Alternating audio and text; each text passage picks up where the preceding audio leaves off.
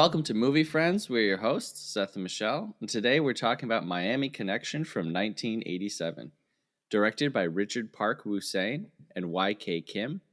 Written by Y.K. Kim, Richard Park Woo-Sain, and Joe Diamond. Cinematography and editing by Maximo Munzi. Composed by John McCallum. Choreography by Kwon Yeon-moon. Starring Y.K. Kim, Vincent Hirsch, Maurice Smith, Joseph Diamond, Angelo Yanati, Kathy Collier, and William Ergel. Michelle, how are you? Seth, we are bikers by day, ninjas by night. You know, this movie was the equivalent of like a Movie Friends risky text. You know, when you send like a risky text and you're like, you don't get a response and you're like, oh no, should I not have said that? Like sometimes I'll send like jokes and you're like, there's no response. And you're like, oh no, did that person not like that joke? Mm-hmm. Yeah. That's how this felt. This felt like, all right, here's all the banana chips on the table. Well, to be fair, when you came up with the roster for Action Month, you're like, all right, the last movie, Michelle, it's so bad, it's good. Are you down with that? And I'm like, Seth, you guide, so yeah. But this one is like, this is one of the big three now. For a long time, it was The Room, you know. Which we have never spoken about The Room. We've never spoken about. Have you seen The Room? I have seen The Room. You're a movie guy through and through. Yeah, it's great. I mean, The Room is great. It's a lot of fun, but it's horrible. It's so horrible. Yeah. And then Troll 2 is another really big one. Okay. I've never seen that. That's probably my favorite So Bad It's Good movie. Now, is Troll... I'm assuming there was a Troll 1. You would be incorrect in assuming that. Wait, so there's just a movie called Troll 2? We might have to do that one at some point. Like maybe I'm that very intrigued now. Maybe that will slip in for Halloween or something. But okay, Troll 2. The production behind Troll 2 is just as insane as behind Miami Connection. But anyway, and then the third big one is Miami Connection. Yeah. We haven't recorded in a while. We did Seth, a little... I said this the other day, and you were like, it feels like it hasn't been that long. I'm like, okay, cool. Thanks so much. I don't know. Maybe I was like missing your face a little bit. And you're like, no, I'm good, Michelle. Everything's been fine. Okay, great. Well, so glad I do this podcast with you. We did a tricky little thing where we pretended that we were taking a break, but we actually didn't take a break. But we did take a break. We did take a break, but we didn't. We did it when we said we weren't. It was real tricky. Right. Yeah. And so the episodes have been going out like normal, and that's why it's kind of felt. But Michelle had like a big break from the biggest break this year from having to watch a movie. Yeah, a whole week. Wow. And really not even. But then she had to watch like 3 in the next week. So it was actually, it wasn't so much like a break as like a resting period before a marathon. Correct. Yes. But I took a vacation in that time. You took a vacation in that time. It was good. Yeah. It was good. Do you like vacations? I love vacations. And you and I are very different because I knew you were going away for a week with your family. Yeah. And I was like, I don't know how you operate, but like when I go away, I'm not doing shit. I am signing off. Yeah. And well, this past trip was a little different because it was an AMP work trip. I didn't even count this as a vacation, honestly, because I still worked. I still did some work. Yeah. But when I go away in the future, I will not be on my phone and logging in. But you were like, no, I'm always on. Yeah. I love work. It's just like, you know, there's times where everyone's doing stuff or people are sleeping. And what am I going to do? Look at the water? Reflect on my life? Yes, that's exactly what you do in Maine. No. Yes. No. Well, anyway, before we get into the movie, we do have an email. And the subject line is First Time Writer. So this is an email from Mikey. And he says, I love the banter and riffing between the two of you. Here are some things I'd like to share with you about the last podcast, John Wick. Can you believe that John Wick was the last episode that we did? We recorded that with my mom, If you guys That haven't was such a listened great episode. to the John Wick episode, go back and listen to it. It's outrageous. It's perfection. That's everything I want in a podcast. So he says, pew pew, vroom vroom, fake poop. SETI, one of my favorite movies ever. If my cat was killed, which I don't have, I would go on a spree myself to get revenge. John Wick's hair is great. This movie makes me want to dress better. One last thing, Michelle, will you please be my friend on Twitter/X? Oh no, is this one of those things where they're following me and I'm not following them because I'm awful when it comes to following on social media? Hey, if you're listening and Michelle hasn't followed you back on social media, don't take it personally. She Don't take it personally. is not terminally online like I am. But anyway, thanks for Well, writing in. I'm not on X. I honestly I go on and now it's all movie stuff, so I'm just like, ugh. Yeah. My Hey, if you'd bad. like to send us an email, ask us some questions, maybe ask Michelle how her Texas trip went. Who knows? Send us an email, Yeah. moviefriendspodcast@gmail.com. The other thing we need to mention before we get going is we are doing a Apple iTunes review giveaway. So Apple we're going to do Podcast Seth. Apple What did I Podcast say? Seth. What did I say? Apple iTunes. Oh, yeah. Okay, whatever. So December 1st, we're going to draw from everyone who has given us a review so far. And they're going to win a $50 Visa gift card, which you can use anywhere on planet Earth. Maybe. I don't know. If you're international, we'll figure something else out. And yeah, so if you haven't left us a review yet, this is a great reminder to do so. And you get a chance to win, December 1st before your Hanukkah Christmas presents going out. You get a little boost. Maybe you were going to get someone a crappy gift, and now you can get them a less crappy gift. Who knows? Maybe you just spend it on yourself. I don't know. There you go. That's a way to sell it. Yeah, Christmas comes early, December 1st. that's right. So before Michelle watches a new movie, she records her thoughts. And this one was a fun one. So let's listen to that first.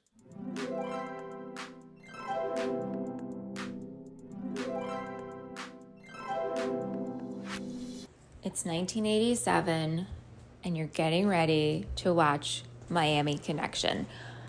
That's what we're talking about this week. All I know is that I'm going into this, and Seth told me that this movie is so bad that it's good. I've heard that with a couple of movies. For instance, The Room. I don't think I've ever talked about The Room with Seth. So, hey, Seth, we'll have to talk about that. But I have no idea what to expect. All I know it's action month, right? So maybe there'll be some like fast cars in Miami Vice and maybe flock of seagulls because it's the 80s and it's Miami. And that's me like really generalizing, but let's do this.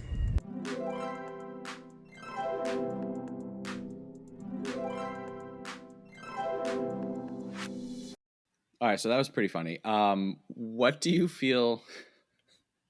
This whole concept of like so bad it's good, right? How do you feel about that? Do you jive with that thought, or does it feel like mean to you, or is it like I don't want to watch that kind of a thing? No, I think what I like about it is I'm going in with no expectations. Okay. And it's just fun. Like if you're Yeah. going to watch something and someone tells you this is so bad it's good, you're like, okay, I know what I'm in for. I'm not going to take this too seriously. Yeah. This is going to be a fun time and I'm probably going to laugh. And that's Yes. exactly what I did. And Anthony and I had a ball with this movie. Good. I'm very relieved to hear that. We've kind of talked bits and pieces, since it's been so long since we've recorded last. Generally, we don't really speak about the film after Michelle has seen it, so that, I'm hearing stuff for the first time. So I had a pretty good feeling that you liked the movie, but it's always a big gamble. You never know what's going to happen. And like I said, this felt like the biggest gamble. Not saying anything about you personally. It's just this movie is so bad. And if you're not in the right headspace, I feel like just right away, there's like 4 to 5 minutes before anyone says a single word in this movie. I know, and it's like the same 3 scenes looped. Yes. And you're like, okay. And that was my second line in my note was like, Seth, what is this? Yes. Like, what's happening. Yeah. And then like the guns and the ninjas and the drugs. And I was like, got it. I'm here. Yeah. Yeah. Yeah. Yeah. Arrived. This opening is what is happening. So there's so many behind the scene details. I would recommend to everybody, if you've just watched this movie and if you watch the movie, to listen to this. We're going to talk about some of that, but really the information is out there. Look into the production behind this movie. Look into YK Kim himself. It's fascinating stuff. I had purchased the Blu-ray from Vinegar Syndrome, which is an independent publishing company, and they publish, Blu-rays or 4Ks for very very much forgotten movies. So they just did a one for Showgirls, Paul Verhoeven's Showgirls, which is like another notoriously uh I think misunderstood movie. For the longest time, if you asked anyone, what's the worst movie ever made, Showgirls would always come up. I rewatched it last year and I thought it was an American masterpiece, honestly. Like, I think maybe people just don't like having the mirror shown to themselves too much. Hmm. Yeah. What do you mean by that? Well, it's the story of a woman who moves to Vegas to make it in show business. Okay. And so it's very much about the intersection of art and performing arts and capitalism. Ah, got it. Okay. Yes. And Got also it. the lead is naked for like 70% of the movie. And so people just discredited it and discredited her. Meanwhile, she's giving like, I mean, it's about show dancing in Yeah. Vegas. And so Yeah. it's an extremely physical performance. Mm-hmm. It's really impressive, but I think Mm. because she's a woman and because she's naked, people cheapened Mm-hmm. it. And yeah, Mm-hmm. exactly. Mm-hmm. So all that to say, Mm-hmm. Vinegar Syndrome has a great release on Miami Connection. And so I've been deep into that world for the last few days. And it's such a joy. It's so great because you can't watch this movie and not have questions as to what is going on and who these people are. Yeah, and a bunch of times you're gonna pause it and rewind it and just make sure you got it. And then you're like, oh no, I did in fact get it. I Yeah. didn't need to rewind. I'm just so curious how you found this movie and when you started watching it. Sure. So this movie was made, it was shot in like 1986, comes out in 1987. I think they may have even shot part of it in 1985. It releases in 8 movie theaters for 2 weeks and then is gone. After, an almost 2-year production, it just goes away. And there's a theater company and distribution house called Alamo Draft House. Yeah, I Yeah. know. Mm-hmm. And so back in like 2010, I believe, one of their programmers in Austin was on Mm-hmm. eBay and found a reel for a film called Miami Connection, and it was selling for $50 on eBay.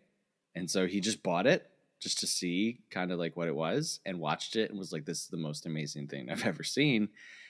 Wow. Got in touch with YK Kim, the star, director, co-writer, and he thought it was like a prank. He thought it was a joke. And so he just kept ignoring him, and they kept calling him like, no, we want to like show this movie. We want to do this. And I think it was like 2012 is when it kind of re-entered, public consciousness as far as like movie people go. And so Mm-hmm. since then it has just gotten more and more and more popular. Like I said, until the release this year for the Is that when for you the. found it though?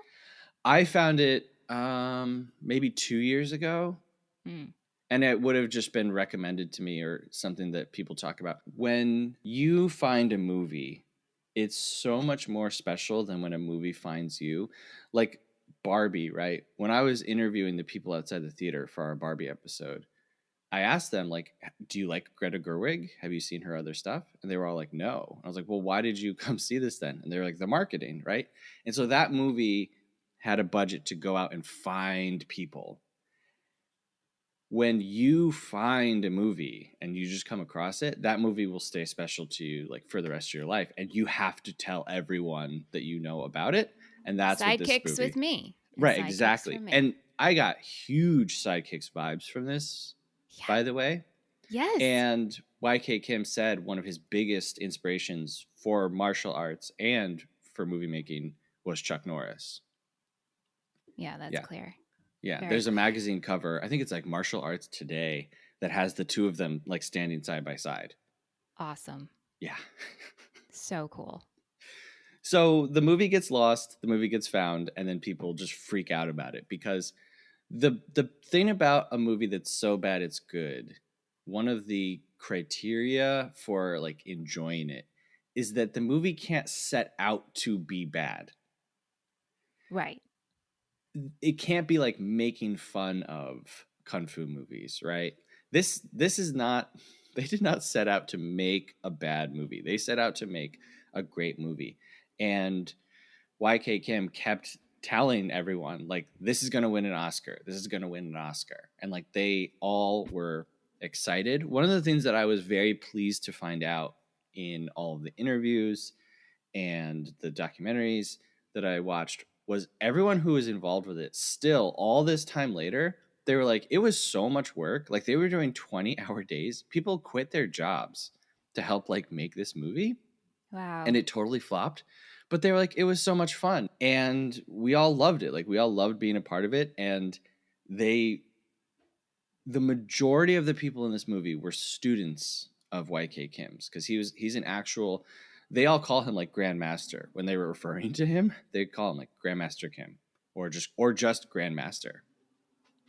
And so many of them were his students and it just kind of, the production of the film just kind of rolled into like, well, this is what we're doing now and we want you to be part of it. A lot of the bad guys, they had been his students since they were like 5 or 6 years old. Wow. Yeah. And so it was like this big communal family type thing. Which is evident, right? Because their skill set is very strong. Yes. But just because you Yes. can do martial arts doesn't mean you can act. Yes. And that's a fantastic point. Which honestly is really the charm of this movie. Yes. The martial arts are good. Like it looks good.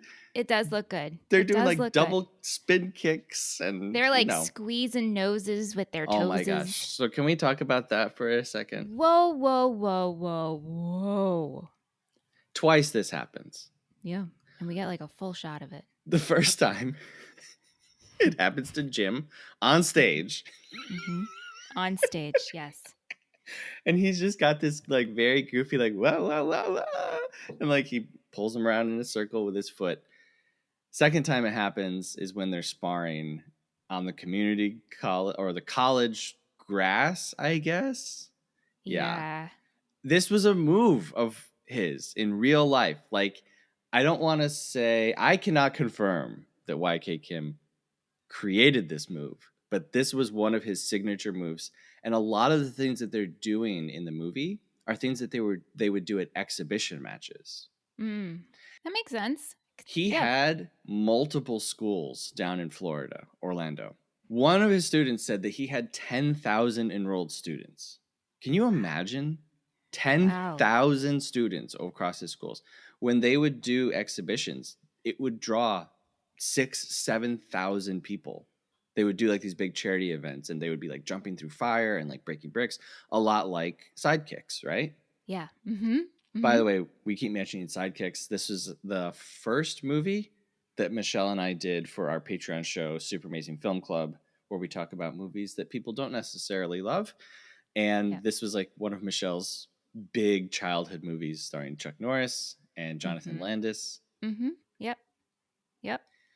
And it's a confounding So film.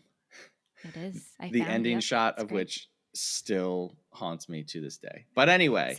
Seth has lots of issues with that. But if you're a patron, you should listen to that episode. Patreon.com/moviefriendspodcast. $5 a month. You get access to 3 additional shows with more stuff coming, folks. Hold on to your hats. It's gonna be a bumpy ride. Mm-hmm. I mean, maybe. Could be smooth if you choose. How would you feel if someone grabbed your nose with their foot? Probably not great, to be honest. Like especially if I'm in a spar, and then a foot comes in my face and just grabs my nose in between the toes. Right. I'd probably be like, what is happening? And then like leads you around the room with it. yeah. Yeah. Yeah. Kind of want Yeah. to try it. It can't be a very clean foot No, at and that those point. feet were so dirty. Did you Oh, of look at those course. feet? Because they're I outside did. barefoot I on the did. grass. The soles of their feet were black. Yeah. And you gotta be sweaty at that point. So Not great. And you hate feet. yeah, I certainly wouldn't be laughing and giggling and spinning in a circle as the foot led me around the stage. That's for sure. I mean, I would Yeah. just assume it was an accident. Like if What? well, if a foot goes in your face And grabs your nose? and two toes go on either side and grab it, I'm just like, oh, oops. He clenched at the wrong moment. You think that's an accident? Yeah, I would think, what a miracle just happened. Seth. What a strange crazy. coincidence. I wouldn't be like, oh, he's meaning to do this. No way. No, an accident is the foot kicks you and then lets go. Well, no. This is not an accident if a foot lands and the toes go in between your nose and grabs it. That's if we're not an accident. sparring and I get kicked, that's not an accident. I get kicked. But if the toes grab your nose, that is not an accident. Yeah, that's true. All right. Well, that's how I would feel. Okay. So, should we try to like summarize what this movie is about? I think you should give a short summary and then we could just talk about our favorite moments. I think that's a good idea. So, basically, there is a drug dealer in Miami who chooses to live as a motorcycling ninja with his gang of motorcycle ninjas. They are selling drugs in Orlando. And the drug dealer in Orlando has a sister. The sister is in a band, and she is dating one of the band members. That band is called Dragon Force. Dragon Sound. I'm sorry. And they are... It is a band comprised of Taekwondo masters who also all happen to be orphans who live together and go to college together. They run afoul of the drug dealing gang and they kind of fight each other a few times. But like Dragon Sound is really like just doing their own thing in this movie. They keep like they're not we need to stop these guys. They're just like, we just want to play music. Leave us alone. And the drug dealers keep like picking on them basically until they kidnap one of them. And that's when things like really go south. But 75% of this movie, they're literally minding their own business. They're like the worst heroes of any movie ever. And that's basically it. Right. And also there's a lot of contention because the girl who's in the band, whose brother is with the drug dealers, they're not happy about that. No, Jeff is not happy that his sister Jane is dating one of the dudes. Jeff, fantastic martial artist. Okay, let's get that out of the way. But his look is maybe the least intimidating bad guy I've ever seen. He looks like someone's dad that you were scared of when you were 5, but then you run into again when you're like 18 and you're like, oh wait, I don't know why I thought you were so scary. He's just got this like beard. He was completely bald, by the way, so that hair was a wig. Oh, cool. Yes. Okay. Well, I want to talk about we get so many interesting scenes happening, but like the first like musical moment we get of their performance goes on for so long against the ninja. Like first, when I tell you this isn't just like a peek into their no, this is like a full on performance and then some. Yeah. And the guy who runs the club, which I didn't get his name, but he's wearing a white suit. Yep. And I texted you this. Aunt was like, "Oh, it's Jason Segel." I was like, "Aunt, this is not Jason Segel. This is 1987." Right. No. And he's like, "No, Michelle, pause it. So he makes me pause it. He's like, from my angle, Aunt was at our little nook eating our like island eating. And he's like, pause. I was like, absolutely not. And we zoom in. I was like, and that's not Jason Segel. And it also doesn't look like Jason Segel. Right. So that was like the very beginning for me where Aunt thinking this guy was Jason Segel in 1987. Sure. Like the logistics there. But I LOL'd. There's another film that this is very, very reminiscent of, which is another one of my favorite movies called The Adventures of Buckaroo Banzai Across the Eighth Dimension. And that That's like a real Hollywood production movie. Stars like Peter Weller. Jeff Goldblum is in it. The dude who voices Mr. Krabs, whose name I can't remember right now, which is embarrassing. But they are like scientists slash crime fighters slash a rock band. And there's a few musical numbers in clubs throughout that film too. But this one is like, you would think that you were watching like a concert film if you just watched Yes. this scene, because Yes. there are some other things going on, like the main drug dealer, Yoshido. He comes in and he's talking with Jeff, and he's like, "Oh, look at this band." He's like, "Yeah, they're dating my sister," and he's like, "Oh, you better watch out." So like, there are some very light establishing things happening while the music is going, but for the most part, they were just excited to be playing this music, And there's so many of them in the band. and none of them are playing their instruments.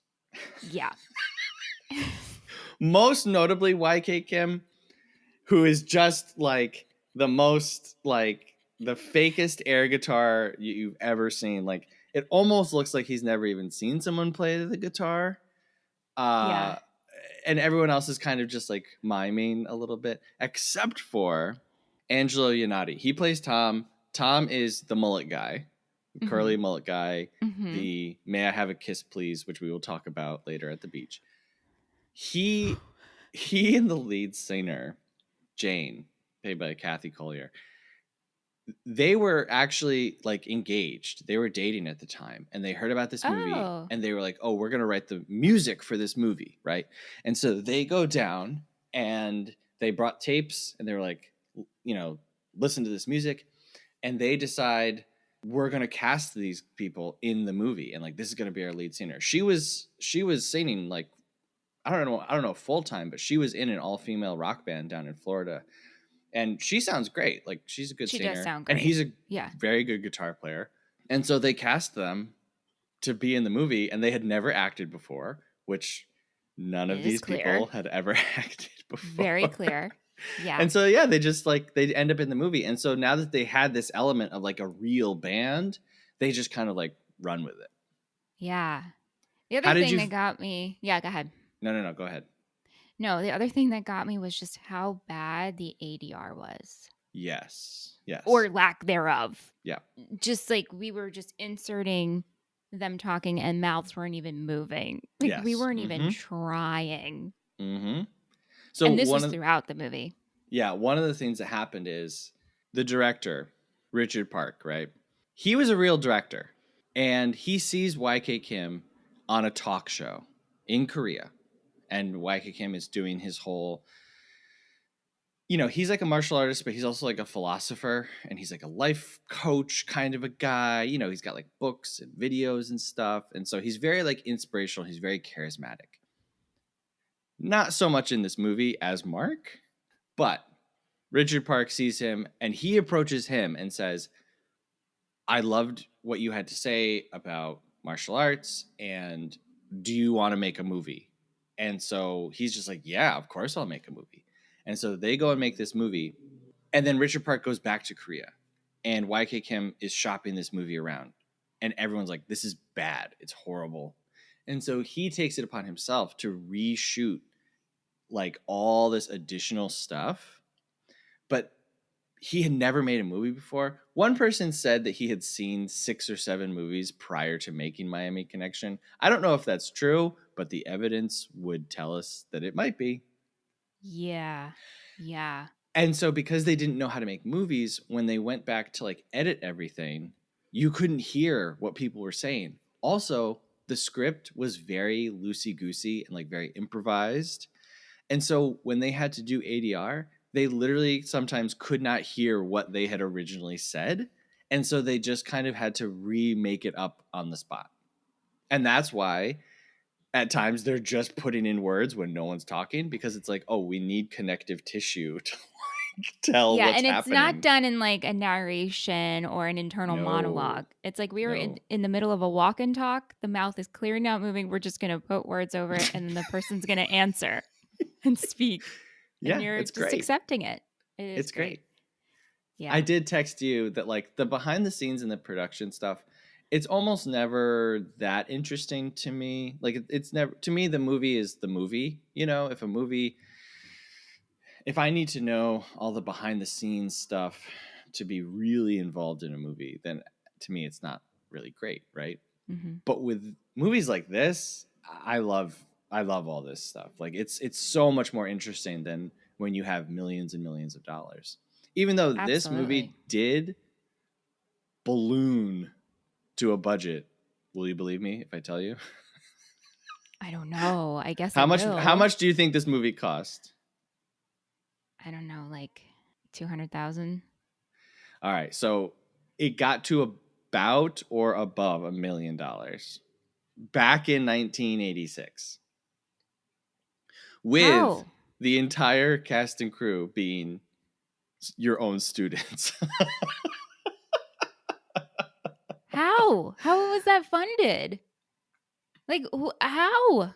10,000 Taekwondo students enrolled in your schools. Wow.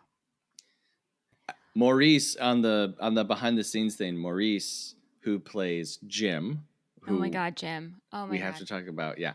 He says at one point they were sending him out for food. Like they would just kind of enlist people like, "Hey, by the way, Yeah, now you're this. You right. know, now you're this."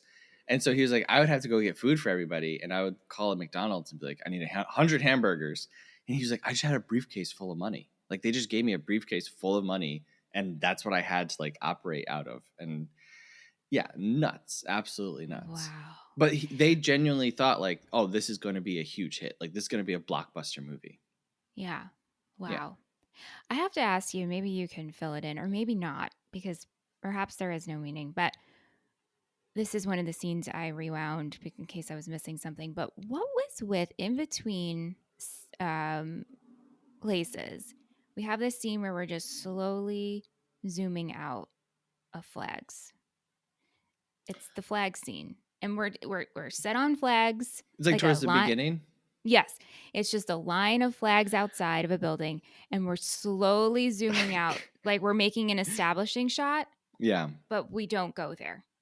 I couldn't And tell it you. just I goes don't know. on forever. And I'm like, what is happening? And then we're in the next scene, and it had nothing to do with that building or the Well, flags. even the opening shot is like of the water and of a bridge, and it's daytime, and then we're just Yeah. suddenly into a And nighttime drug bust. right. Yeah, Okay. All right. We'll just accept it and move on. Got it. yeah, yeah. Yeah. I think, like I said, Richard Park was a director, but Yeah. he kind of leaves and goes off to Right. Korea, and it's like, all right, good luck. And so Yeah. I think in the final edit, yeah, because What a choice. Just also a choice. Weird. also the ending was very different. The original ending is just them fleeing that swamp sword fight, and Jim dies in the back seat. Which, like, that makes sense. I don't know how Jim is Of alive, course, to be he honest. gets slashed up the front and up the back. Like, yeah, man. Yeah. The fact that he's alive is pretty crazy. And so that final scene at the hospital, they did like a year later, like way, way, way later, to like put in a happier ending. Okay. To tie this in, why don't Yeah, we talk about Jim and the letter scene? please, please. You told me, did you, when I texted you when I was watching this movie, you said, the only thing you said was, did you get to the letter scene? And I was like, I don't think I did. And you go, oh, you will know when you get there. And then I arrived and I was like, oh my gosh. This whole scene could be a separate podcast episode. Yeah, it's amazing. It's incredible. Jim is a character. He plays keyboards for Dragon Sound. At the time, his actor Maurice was a photocopy salesman, photocopier. So he sold copiers. Never acted before, but he thought, you know, be in a movie, sure, great. He apparently auditioned and didn't know that he was auditioning. They had him read some lines, and then he said a few weeks later they called him and said, "All right, you got the part in the movie." And he said, "What movie?" So Jim, they're all orphans, right? We're told that they're all orphans From different countries. They're from representing. different countries, right? which Yes. apparently was something that they just kind of realized, like as they were going into it, was they're like, oh, hey, you're Jewish and you're Italian and you are, as Jim calls it, Black American. Yes, Black American. I've, I've never heard that before. He says, my mother was Korean and my father was Black American. And I was like, okay, uh, I guess so, sure. Sure. So Jim is not an orphan. Like he was raised with his two parents, but then his dad left them. And so he has been writing letters to the Defense Department to find his father. I'm not sure that that is how it works. I don't think so. I don't think Yeah. that's how this works. And so he starts crying. And it wasn't until I rewatched it a few times that I realized that he's actually crying. Yeah. Like he's actually crying like real tears. So, good for him on that. That scene apparently took 2 hours for him to actually cry and like get that Yeah, final but shot. it's not so much that he gets the letter and he starts crying. It's all the guys around him. Like one is standing on a table, one is standing on the couch, and they like really like there's like slow movement into the scene, Mm-hmm. and they're like, "Wow, Jim, wow, this is amazing!" And they're just like all hugging. It's like giving me Peter Pan Lost Boys a lot. Yes. Yes. Oh Yeah, yeah. Yeah. yeah, Well, it's odd because they're supposed to be college students. They're in this band together. Their ages are like varying wildly. Wildly. So John, played by Vincent Hirsch, he might look like the youngest of them, or Jack. Jack is the one who says his parents are from Israel. John yeah. is the one who's dating the sister. Right. They might look the youngest. And hey, you can go to college whenever you want. But like just that they're all in college at the same time, generally in a story that would mean that they're all the same age. YK Kim clearly he's the oldest looking one out of all of them. But Yeah. but yeah, they're just like bumming around as college students, like they don't have any money and they're hanging out in a house together. I love when he says something about how he's looking for his father, and YK Kim says, "I didn't know you had a dad. I thought we were all orphans." It's great. It's amazing. It's great. And so Yeah, and Jim, so yeah. yeah, he's like, I don't know. I guess he's crying because like he hasn't gotten Be- a response yet. yeah, and so he gets a picture of this man who is his dad. Well, that's later. That's later on Oh, okay. So we because hear okay, in okay. in Yeah. another in between scene when Jim gets mail again, they're like, "Hey, let's all start writing letters to the Defense Department," and it's a very much like, "Yeah" moment. Like they're like, "Yeah, it sounds great. Great idea. Wow, great." And what's also crazy is that he gets the letter and his dad's coming tomorrow. Yeah. And they got to meet him at the airport. And you know what you got to do when you meet your dad at the airport? You got to get suits. Yes. Everybody's got yes. How much money you got? $200. All right, let's go get a suit. Because that's what you do. And so my question to you here's all right, ready for this? Mm-hmm. Yeah. Who is the main character of this movie? Honestly, I don't know. I really don't know. It's like, it's a collective dragon sound in itself. Dragon Sound is the main character? Yeah, because like definitely Mark and Jim Mm-hmm. and John. Is that John's Yeah. dating Jane? Yep. Like we see more of their Sure. I think the three of them, yeah. maybe, but Yeah. it's like Mark is leading the Taekwondo part of this Yes. movie. Yeah. Jim is leading the actual like arc and plot for like the emotional part of this movie. And then John is like the catalyst for them getting involved with the bad guys. But spoiler alert, there's another group of bad guys. The ex house band of the club for Dragon Yeah. Sound. And Yeah. this is something genuinely I did not pick up on until like a few watches, like probably my second watch. I was like, wait, who are all of these bad guys? I felt the same.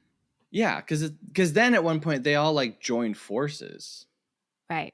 And if you watch this movie, it might seem like, oh, a lot of stuff's happening and I don't really get it. But I can tell you now, after breaking down every scene, there actually is like a cohesive story. It's just a really weird and strange one. Yeah, and also, like I said at the top of the show, like if you think you don't get it, trust yourself. You actually do get it. Right.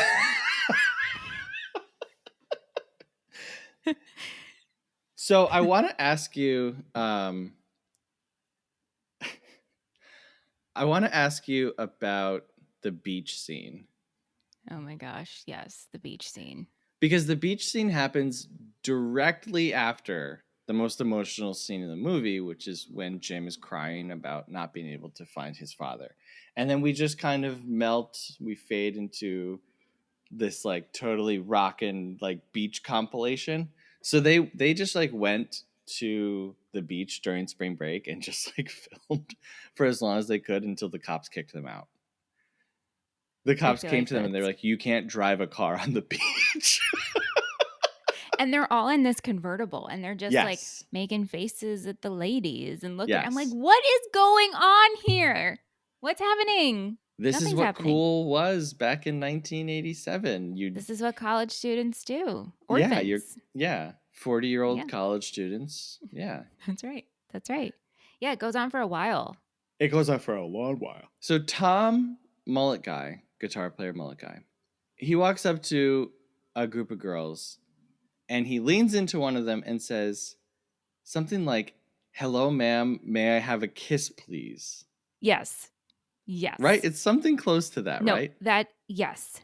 And she Yep. like goes to push him away and he's like, "Oh, please, but please, may I have a kiss?" Is this something that happens? Like, does this? I was going to ask you. Like, do people just like walk up and ask for a kiss, please? And then, the girl starts screaming. And you're Right. like, what does this have to do with the story? It doesn't. He's just a bozo. So they push They're him. just on the beach. She pushes him over, and he falls into 3 or 4 women, and they're Yep. just like rolling him back and forth and like throwing sand on him. He's like, ooh, ooh, ooh, ooh, ooh, ooh, ooh. It is so strange. It's so odd. Yeah. Yeah. It's really weird. It's really weird. Another big crowd scene is when the drug dealer is hanging out with his biker friends. So they went to a real biker bar Mm. and they brought cases of beer and said, "Hey, can we just hang out here and film you guys and you can have all of this beer?" And the bikers were like, "Yeah, sure." And so they hung out there all day. So all the tricks that the motorcycle gang is doing, all the naked ladies, like that was very shocking to me because this movie is very even though it's shockingly violent at times and people are like getting swords through the face or like their limbs cut off, the rest of the movie is pretty, like, doesn't it feel like a PG family movie that is like inserted with like Yeah. random nudity and curse words and violence? Yes. Yes. But also, I'm like, this makes sense. Casual boob out. It's the 80s. Yeah, it's like a biker bar, whatever. Right. It fits the culture, I Yeah. guess.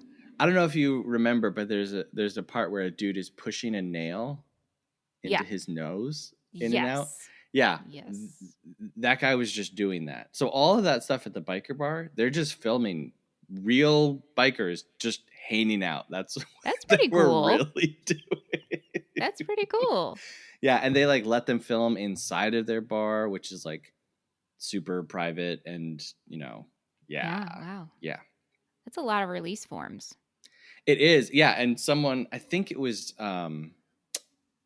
the actress who played Jane, they gave her the duty of getting release forms. And Oh so my she was God. like, I'm just running around like all day, like every single person, like, can you sign this? Can you sign Yeah. this? Honestly, I'm surprised that they even like did that stuff I because know. they had permits for nothing. Nothing. So like there's the big fight scene in the middle of the street where they get beer poured on them. Mm-hmm. Mm-hmm. They shot that at like 3 in the morning at a real intersection and just they were like, okay, no one's coming. Let's do this scene. and they had the cops called on them because it didn't look like a movie production. It looked like two gangs fighting each other. That's amazing. That's great. So you have a history with martial arts. I do. I did jujitsu. Yeah. Yeah. Did any of that like come back as you were watching this? Nope. No? No, sorry, Bob.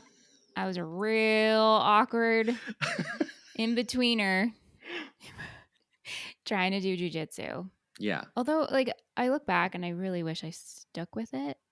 Yeah. And I wish I went and got my black belt because that'd be awesome. Imagine if I Hey, had that. it's never I too could go late. back. I could go back. I just don't have the time. Yeah. Can you imagine you walk into your old dojo and they're like, Michelle. I know. I'll be like, Sensei Yeah. Joe. Was What's that his up? name? Yeah, Sensei Joe. Wow. Yep. So a lot of these guys, Yep. they were like the real deal. Like some of the actors who were in this movie, they went on to form like their own taekwondo studios, like schools. Well, that's cool. That's their Yeah. skill set. Yeah. Yeah. So I don't know. How did you feel about like the action in this movie? I thought the action was good. I mean, really, like I said, the skill set was there. Everybody who fought, that like made the most sense. And I would say besides the musical scenes, the longest scenes were the fight scenes. And that's where they should be because Yeah. that's where they're shining. I mean, the one in the woods was like wild to me and like really violent. Well, there's a reason for that. Like so unbelievably violent. Yeah. And yeah. So they get to this final fight scene, right? It's the swamps of Florida, which who wants to like hang out there? And there was apparently like this massive mosquito thing. Mosquitoes like breed in water, right? Like any kind of like standing water, and a swamp is standing water. And so they were all just like, dude, we do not want to do this. Like, can we do this somewhere else? Or like what? This was the first thing that I heard anyone talk about like something negative with the movie, you know? And so YK Kim goes to his car and he brought back a giant handle of Jack Daniels. And they just started drinking and then filmed those fight scenes. And it genuinely feels like a different movie, right? Like when you get really to that does. fight scene, it's like, oh my gosh, they're losing their minds. They're like ripping their clothes off and like, you know, they're not doing like taekwondo in like self-defense anymore. Now they're like, we are killing people and like chopping off limbs and screaming at the top of our lungs. It's nuts. It's nutty. It's so unhinged, and that makes so much more sense because I get, and it kind of works, right? Because we're getting to the build up to the final fight scene. Yeah. So there should be death. Yeah. And like, you know, Jim, who gets stabbed all over. Like in the beginning of the fight scene, and the fight scene lasts for so long, and I'm like, and I was like, oh my God, they're gonna kill Jim. But like, spoiler, Jim lives. Yes. There's no fucking way Jim lives. No, absolutely not. Well, they needed a better ending. They needed a better ending. Also, I hope I understood this correctly. Jane's brother gets killed during that scene. Is that correct? No. So that is okay. So there is like an escalation of like stakes and violence, right? At first, Jeff just punches John in the community park, in the college parking lot. Okay. Right? When she says, "This is my friend," and he says, "A friend." Yeah. Right. And then, so at this point, it's like, oh, this band, they're so annoying, right? But like I said, the band is minding their own business. They do not care about the drugs. They don't care about, like, you know, they have the song Against the Ninja, but like, they don't know, you know, whatever. They just want to play at this club. And so when the ex-club band comes to fight them and they get beat up, then the band goes to the drug dealers and says, you got to help us with this band. And they're like, oh, yeah, right. I do hate that band. And so then they fight them, but they lose because the cops come. Then they kidnap. Yes, I know. Right. Tom. Yep. And so now the band is like, okay, well, we got to, you know, you can't kidnap one of our members. And so then like that leads to like a more escalated fight when they save him. And that's when Jeff dies because Jeff accidentally falls off of a thing, and like his skull splits open, which is like really graphic. Right. Okay. But what I'm getting at is when they all come together again, and I think it's John, one of them like apologizes to Jane and she's like, yeah, it Yes. happens. I was Yes. like, Yeah. that's how After you're Jeff. reacting to your brother dying? Yeah. After Jeff dies, it's just kind of like, hey, it was an accident. I'm really sorry. And she's like, yeah, whatever. It's okay. Yeah. And so it's kind of like, all right, well, now this is over. But then the Miami connection finds out that their drug dealer got killed by this band. And now they're like, now we're going to go and send ninjas Got and we're going to it. kill these guys. And Got so it. that's why, the ninjas are really not present throughout like most of the movie. It's just the beginning and No. then the very end. Anytime you Yeah. see them, they're just like running along little bridges in their compound or like sitting in silence meditating. Yeah. You're like, when do the ninjas come back? And then they come back. And then they come back with swords and they get butchered by our heroes. Yeah, it's great. Yes. Yes. Yeah. And so Jim is all bleeding out. I really thought he died. And then we're in the Mm-hmm. car rushing him. And turns out he is going to be alive. And we get to the hospital scene. And it's the next day, and so his dad is there. His dad, who looks younger than all of them. Yep, there's a lot of baby powder in his hair and beard. It's great.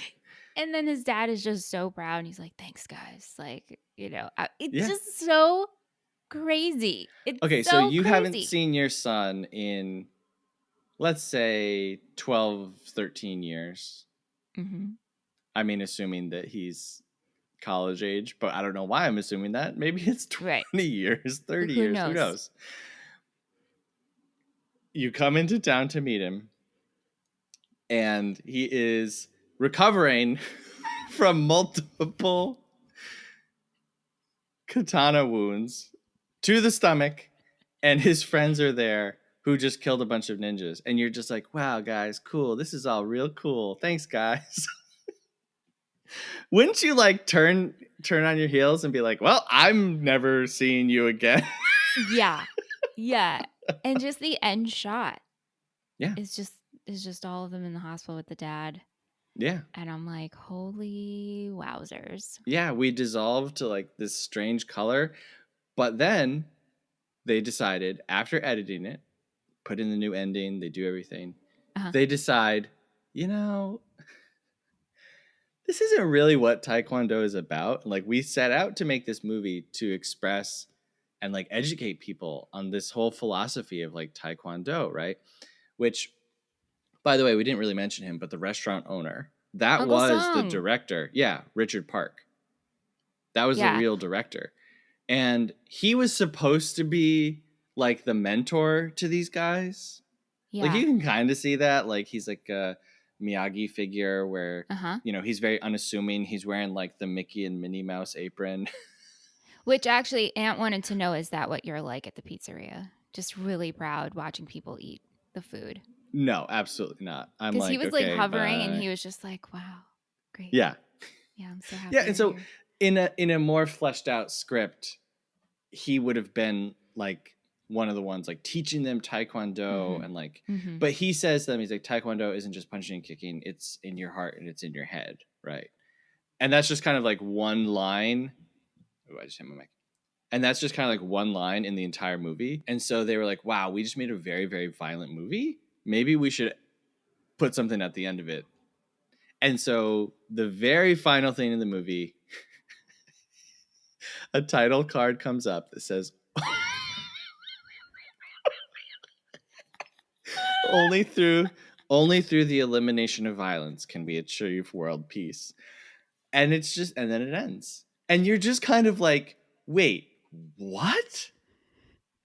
Like, I just watched dudes get their head cut off. Yep. Yeah. It's pretty perfect, honestly. It's great. It's really great. I do want to ask you about one more thing that we didn't really talk about. We talked about Against the Ninja, which Against the Ninja is a fine song. Uh-huh. Yeah. But the real diamond in this rough, I believe, is the song Friends. Yes. Did you find yourself in the ensuing days after watching this with any of these songs in your head? Yeah, especially when the movie ended. Like right after, Aunt and I were just like, okay, yeah, this is a bop. This is a bop. It's just on loop. It's the same Yeah. lyric. Yeah. I Yeah. mean, that's, yeah, Friends pretty through great. eternity. Loyalty, Hmm. honesty. We're on top because we play to win. It's just like you're in a club in Orlando, which we didn't really even really mention. The movie's called Miami Connection, and we're not in Miami like at all.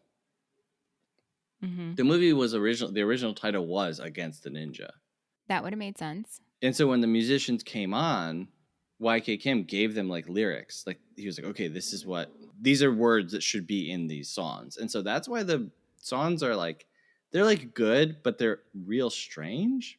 Yeah, no, if you listen closely, you're like, wait, what? Especially Yeah. like in Against the Ninja, she talks about like defeating sin. Yeah. Yes. Yeah. So the movie's originally called Against the Ninja, and then it moves to being. They had several different titles, and then they decided let's just go with Miami Connection because it sounds like like mysterious. And Hmm. there's a very famous film, The French Connection, Gene Hackman. And so yeah, I mean it's like they were kind of going for some things. In one of the I think it was a commentary track. The guy who's leading the commentary asks them, were you trying to like emulate any other movies that you liked? Like, were you seeing things? And they're like, no. Like YK Kim was like, nope, this was all just original. Like, at no point were we trying to do an homage to any other movie. And I believe Wow. him.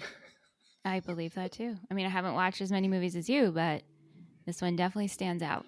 Oh, and that's another thing.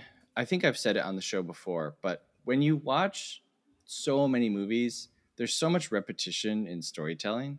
When you find something that genuinely surprises you, like the letter Hmm. scene, you cannot find something like that anywhere else. The beach And just the scene, way it was shot. I mean, yes, anyone can get a yes, letter. It right, was just the way everybody yes. reacted. Hmm. Yeah. Yeah. There's so much stuff in this movie that you just can't get anywhere else, and so for that, if I actually recommended this movie to a few different people on Twitter like just this week because they were asking for something, and it's like, yeah, this is a top. It's just a top movie for me, Yeah. just because Yeah. of its rarity and its peculiarity. I really want a Dragon Sound t-shirt. Hey, you can get one. Like, and I'm going to cut off the sleeves. Like, I need to have one. I They need to did get one. they did a performance. Dragon Sound reunited and did a performance at Fantastic Fest. I think it was back Uh-huh. in 2012 or 13. You Uh-huh. can see, yeah, you can see the whole thing on the Blu-ray. Oh my I'm gonna let God. you. I gotta let you borrow this Blu-ray. Yeah, because I'll watch that. Really quick, weird little fact: the decapitated head that they used, the makeup guy for this movie also did like the score soundtrack. He had worked on another like notoriously bad cult movie called Surf Nazis Must Die, and he had like Hmm. taken one of the heads. And so it's just a little fact, 99% of people out there might not care, but the same decapitated head was used in both Surf Nazis Must Die and Miami Connection, making it like the coolest decapitated head prop in film Wow. history. Wow. Cool. So normally at this point, I would give like a bunch of facts about like budget and box office and if this has a Criterion release or not. Yeah, I don't have any of that stuff for this movie. The box office was $200. Right. Right. What I will say is they believe a big part of why it completely flopped is because right before the opening, a big film critic down in Florida just gave it like the most scathing review and was like, "This is the worst Mm, movie ever made." And so, for you, I kind of already asked you at the top, like, how do you feel about So Bad It's Good? Do you think it's easier to forgive little technical snafus on a movie where it's just all bad? Like, I don't know. How do you feel about that? I think it depends. When, like you said, you did a lot of research and you've watched behind the scenes and knowing what the heart that went into this, that kind of helps it. So I think knowing the behind the scenes story will Mm-hmm. determine that answer. So I think that's Yeah. like a movie to movie type Right. question. Like this I movie always, seemed to have a lot of heart. yeah. And knowing now that you've told me, and I'm sure there's more, like you said, Oh, there's that so makes it much all a more. little better and you forgive some things. Yeah. Well, not even forgive, let it slide, talk about it, honor Yeah. it. Right. Yeah. I Mm-hmm. just I just love that people make movies, and I love that Yeah. amateurs make movies. And Mm-hmm.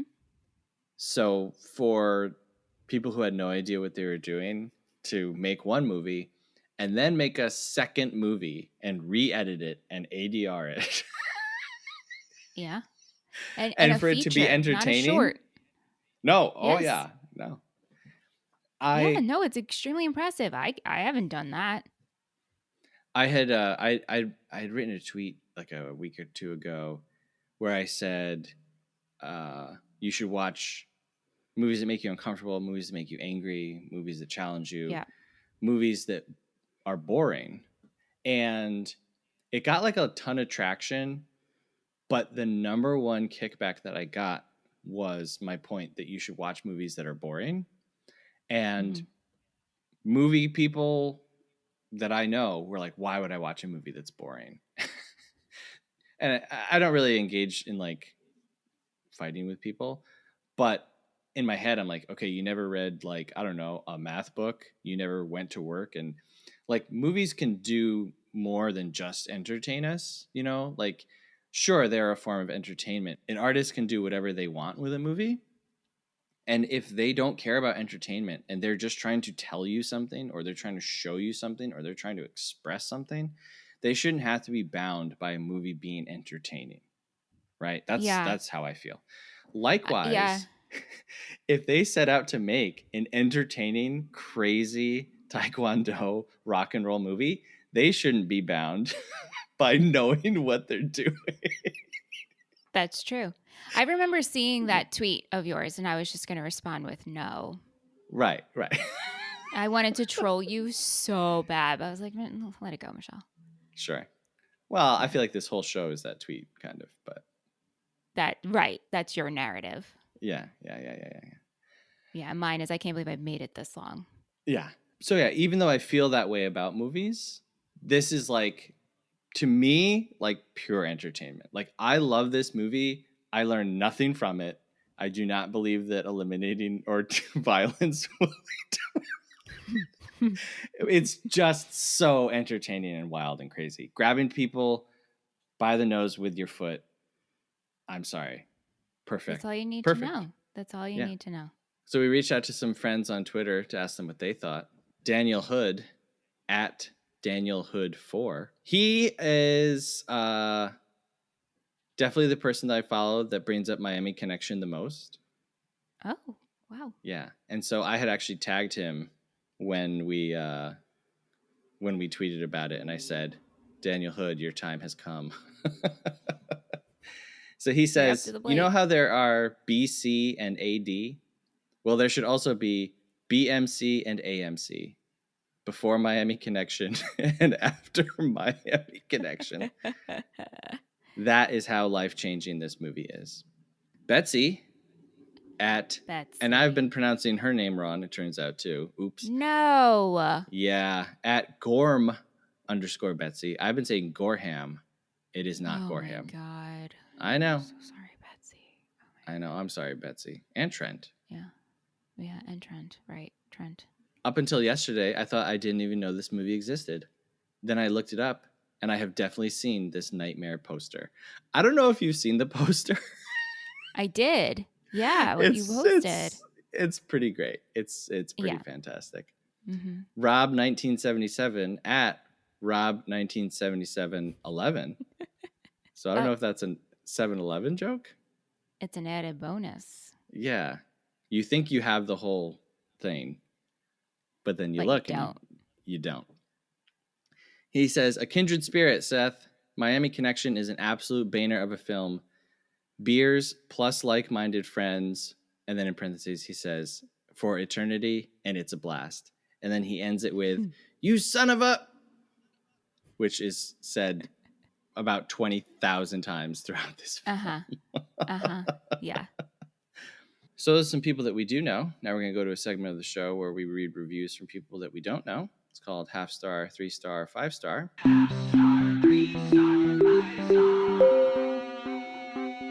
All right, so these are reviews from letterboxd.com. We start with a half-star review, which is the lowest rating that you can give a film. And we go all the way up to a 5-star review, which is the highest rating that you can give a film. And I am going to read the half-star review. I think I'm just going to go, there's so many different nations represented in this movie, as we've already seen. So I think I'm just going to go back to our normal, standard British voice. Okay, good. Good. Okay. Half-star review says, one of the worst movies I have ever seen. Horrible story, acting, direction, cinematography, score, soundtrack, everything. I'd have to say that for me, it's worse than The Room or Troll 2. Half-star. Oh. I disagree. I think that it's maybe better than all of those movies. Production-wise, like this might be the best. It's way better than The Room. Yeah, definitely. Yeah. 3-star review says, I give it credit for being a true so bad it's good. What qualifies this is it seems to be made as a serious idea, but turned out to be a silly cult classic. This differs from being made an intentional bad movie for comedy purpose, which I care less for. Good fights and music, but the rest is very cheesy. 3 stars. Fair. Very fair. Yep. 5-star review says, Citizen Kane, Casablanca, Godfather, 2001 A Space Odyssey, Miami Connection. Amazing. And part of me agrees.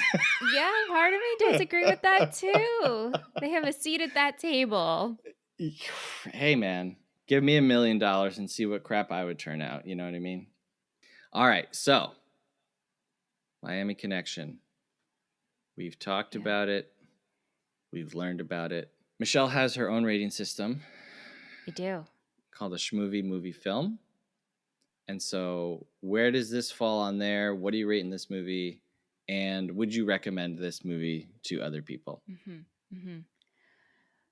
Oh, Come on. well, part of me wants to label it a schmovie, Okay.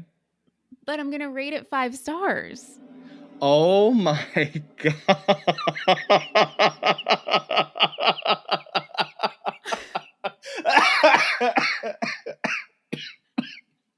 I just killed Seth. Oh my gosh. That's awesome. Yeah, so this is a schmovie. That's amazing. And it's 5 stars. And that's Wow. what feels right. This movie's so over the top, it deserves nothing less than 5 stars. Wow. I would absolutely watch this again. Mm-hmm. And I would absolutely recommend it to a certain audience. So people who love bad movies that are good. Yeah. And I would recommend it to like Andrew and like Nick. Because I think they would get a kick out of it. Maybe Joe. I would definitely recommend it to Joe. A certain audience. And then some of my friends, I'd be like, this is not for you. Right. But this was very enjoyable. I feel like it could be for anyone. You just have to be in the right mindset. Yeah, but some people don't want to watch movies like this. Yeah, it's and true. So I wouldn't even recommend it. Like there are people I know who would appreciate it, and that's who I'm going to recommend it to. But yeah, this is a 5-star schmovie. Oh my gosh, that's great! Wow, I can't believe it. I can't believe it. Yeah, this is the first schmovie that we've done on the show, by the way. Yeah, the only other schmovie is Clifford. Right. Yeah. If you want to hear us talk about more closer to schmovie stuff, patreon.com/moviefriendspodcast. Super Amazing Film Club. It's great. It's a lot of fun. Yeah. Wowie, wow. Michelle 5-star movie. That's rare, folks. A 5-star schmovie. Yeah. It's almost like an oxymoron. I know. Well, You know it's what? It's like, my own effing rating system. It doesn't I know. matter. It's what the gut feels. Yeah, I know. So I am also rating this movie a schmovie. Okay. This is, as far as we understand, a very made up system. This to me is like the most schmovie a movie has ever been, Uh-huh. and I do Yep. not falter for that. It's great. Mm-hmm. Um, pure enjoyment level, I'm gonna say 4.5 stars. Wow. Yes, Okay. which means that Good. Miami Connection is one of the highest rated movies that we've ever done on this show, which I think, Yeah. quite frankly, is great. So what a way to end Action Month. Because I know, really, I know, Action Month has been kind of a sleeper. Besides, I I mean, know. your mom saved it. Yeah. Truly. Well, I Like, think the episodes have been good, but maybe our enjoyment level for the films hasn't been as high. you know what I'm curious about? Why didn't you choose to do Karate Kid? Because I've never seen that movie. Oh, I didn't know that. Oh, really? Yeah, You you know, did. to Because I said on Sidekicks, I've never seen Karate Kid. I forgot. Oh, okay. That's okay. Karate Kid has action, but it's not like an action movie. Got it. It's There's a got it. lot of Okay. breaks in between the action. Yeah. Got it. Yeah. Like Okay. that's like All right. That yeah. makes sense. It's like Okay. it's very much on the side. It's a great Got movie it. though. We'll do it. We'll do it eventually. Okay. Yeah, so goodbye Action August. I don't know that we will ever be returning to you, but it was fun while it lasted. But Mm-hmm. we are moving forward into a month I am very excited about. And when we Mm-hmm. first started talking about movies, you said that this was one of your favorite genres of movie. Mm-hmm. Yeah. So for September, we are going to be looking at science fiction. I don't know if we're going to call it Mm. Sci-Tember or Sci-Fi Tember or just Sci-Fi September. I don't know. Something like We'll see that. what happens. Yeah. Yes. And we're starting off with a pretty big one. This is a movie that is very well loved, and I cannot wait to rip it apart. Just kidding. Oh. Next week, we're going to be talking about E.T., the Burn extraterrestrial, him. directed by Steven Spielberg. Are you going to do that voice a lot? You betcha. Directed by Steven Spielberg from 1982. It is 115 minutes. And at the time of this recording, I don't know if it's streaming anywhere. But this is a movie that every person on planet Earth has seen. And if you haven't seen it, rent it. Who knows? Yeah, so I Go. have seen it when I was young, like child. So I'm very excited to watch it because I don't remember much. In Yeah, fact, so much I didn't realize ET stood for the extraterrestrial. I thought ET was just his name. we're all learning stuff today. We're going to have fun. That's Yeah. right. I have also seen this film when I was very young, and then they did a re release in theaters, and I saw it.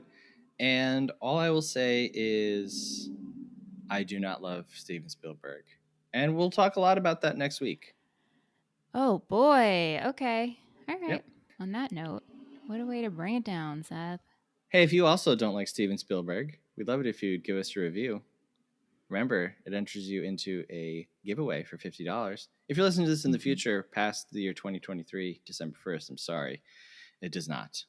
But hey, maybe Yeah, we but you got should another still leave giveaway us a going at the time. review. Yeah, you never know. It still helps us. So It still leave does. a review. Michelle sent me a review last night. I We love know. talking and bonding over the interaction that we have with our listeners. And so Yep. interact with us, listeners. Come on. Come on. You can also support the show, patreon.com/moviefriendspodcast. It's $5 a month. You get access to 3 additional shows. You also get access to our patron-only Discord. And, help support the show, man. I don't know. Be our friend. Hosting websites are expensive. Yeah. Plus, you're a part of it. It essentially makes you a producer. Think of it like You're that. part of it. You get to vote on stuff, Yeah. Mm-hmm. That's right. We care much more about your input than others. Yeah. That's for sure. You can also fill out a survey on our website, moviefriendspodcast.com, and let us know what you think of the show. Anyway, that's it. No more action from now on. It's just boring stuff. Now we're going into sci-fi. I know. I love it. It's my favorite. It's my favorite genre of any. Yeah, it'll by be far. good. So Cool. Awesome. all right. Well, thanks, Michelle. This was Thanks, Seth. tons of fun. A 5-star I hope movie. a 5-star movie. They said it couldn't Wow. be done. Prove them wrong. All right, until next time when we're talking about E.T., thanks for listening. Have a good one. Movie Friends is produced by Seth Vargas and Michelle Rubenstein. Music by Anthony Vicora. If you like the show, please subscribe and give us a rating. It really helps us find new friends. Thanks!